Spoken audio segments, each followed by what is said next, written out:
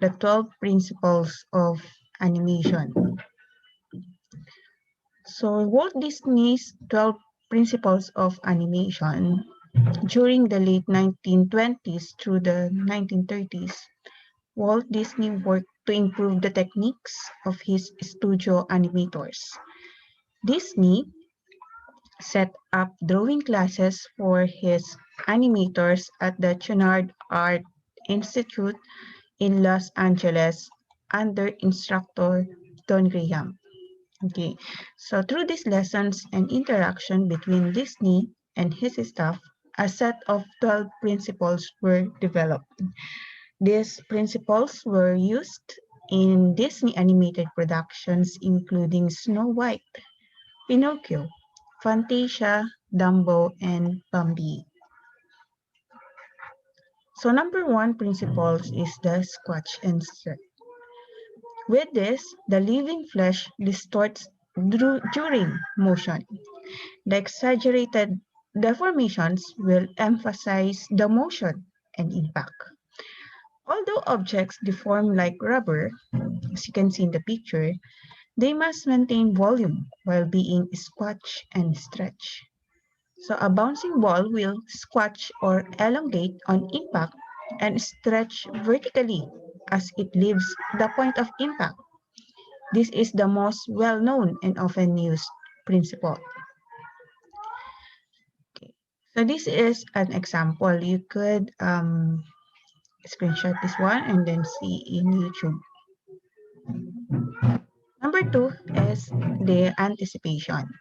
So with anticipation, animation can occur before an action. Before you jump, you bend your knees.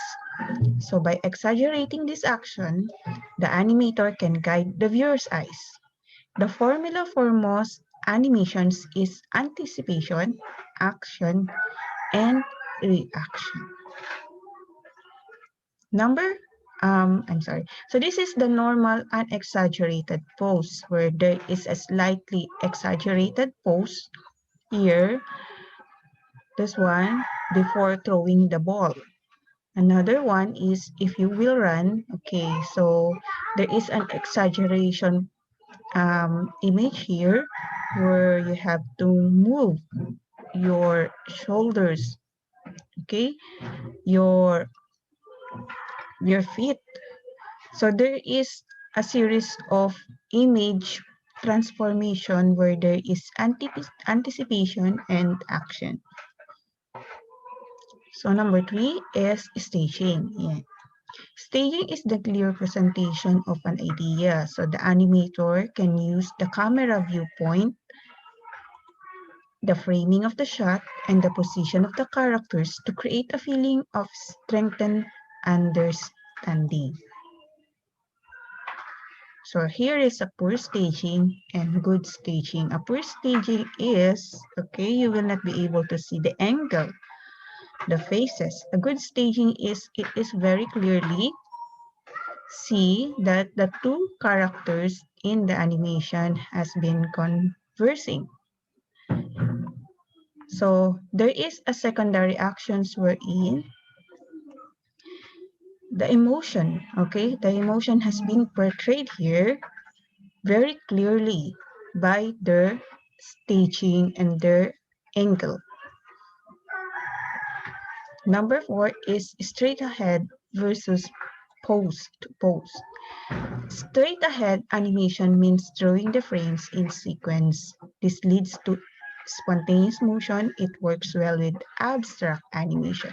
So pose to pose is the more often used animation technique because it requires the animator to create strong pose or keyframes first and add the in-between frames later. So pose to pose is used for animation that requires good acting where the poses and timing are all important. Right here. Okay. So here you could see the action, the development of action in each frame. Number five is the follow-through and overlap. With this, the follow-through is the action that follows the main action. It is the opposite of anticipation. When a baseball bat hits the baseball, it does not stop abruptly. A boxer does not freeze at the moment a punch lands. So overlapping actions means that all elements do not stop at the same time.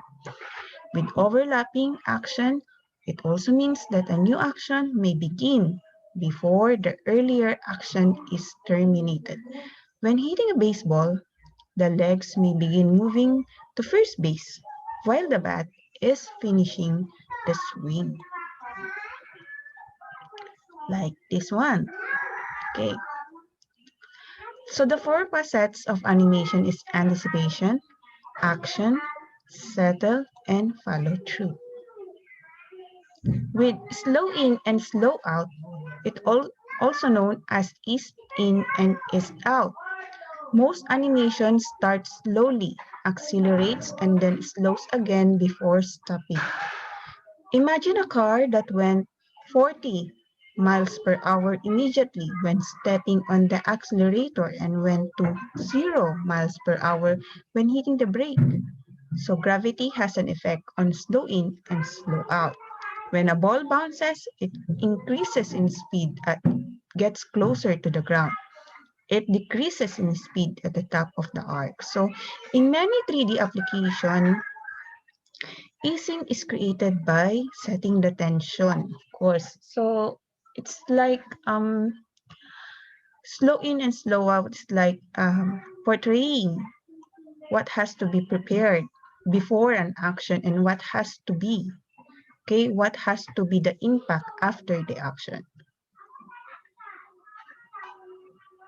This is slow out and slow in. So the stride speeds up as it goes through the passing position. This is also a slow out is out and a slow in is in. Number 7 is the arc.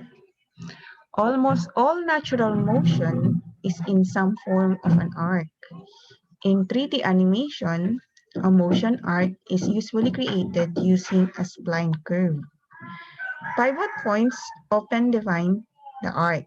The pivot point for the thigh is the hip, and the pivot point for the calf is the knee.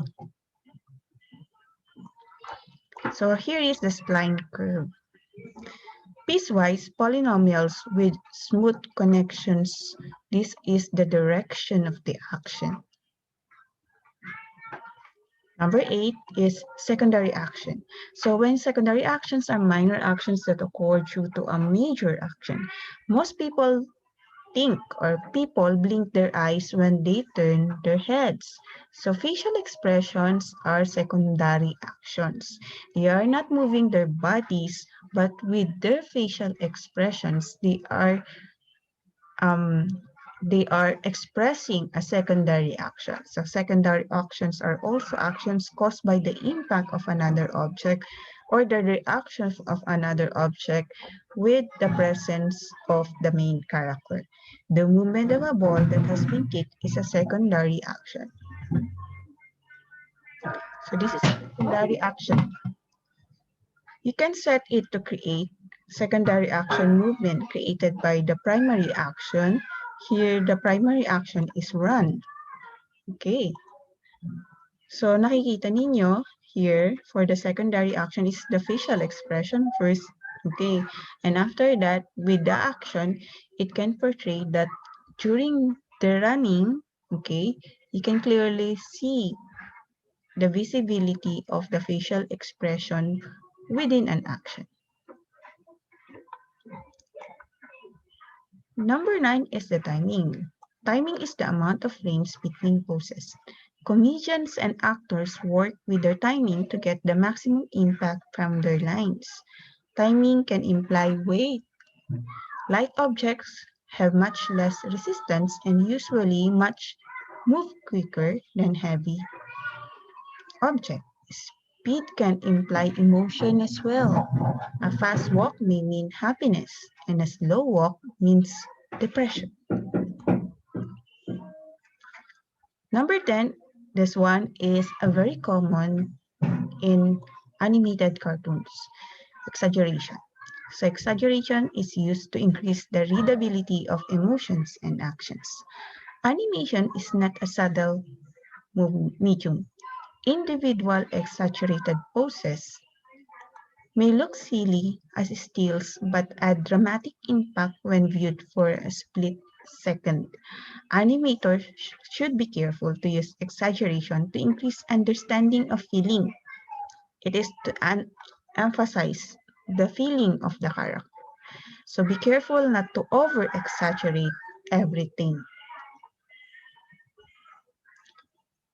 Okay. So here is Triplets of Belleville. So here is somewhat a movie clip. Okay, not that short. You could watch it in the YouTube. Okay, you could click on the or copy the YouTube link here and see how exaggeration applies to this kind of clip. Number 11 is solid drawing. So in 3D animation, this will be equivalent to solid modeling. To get maximum feeling from the audience, animated characters must be drawn or modeled precisely. Proper drawing and modeling can reveal a character's weight, character, and emotion. Proper drawing and modeling are needed to give the character proper depth and balance. Here. So we have a front view, a 3/4 front, and here.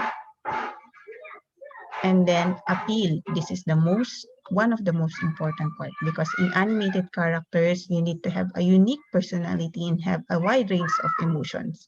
As you can see, when a cartoons has a very interesting characters, okay, it is somewhat more enjoyable to read. Therefore, it attracts so many viewers, especially the kids. Okay, so character flows are actually a good thing. Audiences can be sympathetic to characters that have a flow or two. Okay, so just imagine that a character being portrayed in a cartoon is um, crying, of course. So the audience, much younger ones, the younger audiences also relates with the emotions the character is portraying. So complex personalities and moral ethical dilemmas add to character appeal. These are some famous characters. Okay, you all know Mickey Mouse. Mickey Mouse is somewhat a very, very, of course, it is the trademark of Disney. So Mickey Mouse has so many emotions and facial expressions. That's why the character of Mickey Mouse is popular. Also, you can portray emotions of animals that has sympathetic to each other. Also, you can also relate with a villain like this one, the villain of the 101 Dalmatians, Cruella de Vil. Okay, so character is very important. The appeal is very important in creating a character in animation. Okay, there you have it. I hope that you enjoyed our lecture. Now, we will now go with the question and answer. Please write your question in the chat box and I will answer one by one your questions. Okay?